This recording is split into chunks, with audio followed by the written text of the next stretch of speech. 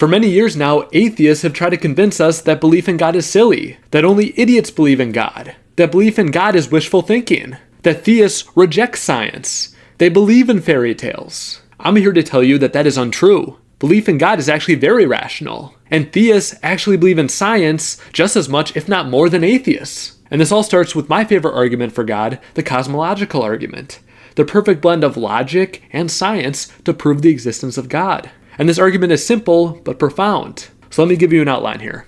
The argument goes as follows.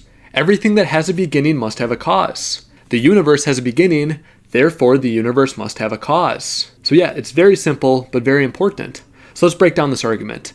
The first part of the argument, everything that has a beginning must have a cause. How do we prove this? Well, we use simple logic. I know that you had a beginning, everybody has a birthday, and we just didn't come from nothing.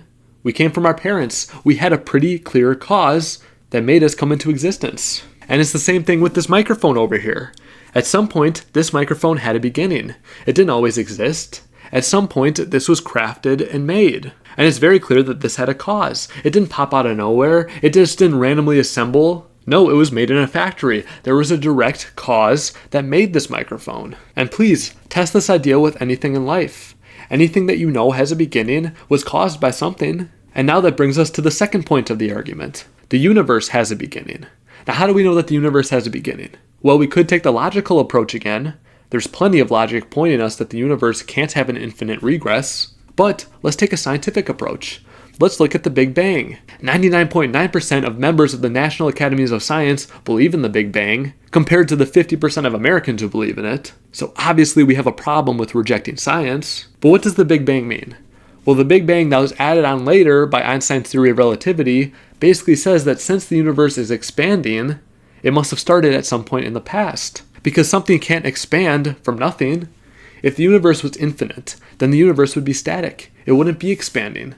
But the fact that we know that the universe does expand means that we know it had to start at some point. Because if the universe didn't start at some point, it would be static. There would be no middle. It would just be infinity. But Einstein's theory of relativity shows that we have a cosmic expansion rate, shows that the universe is expanding.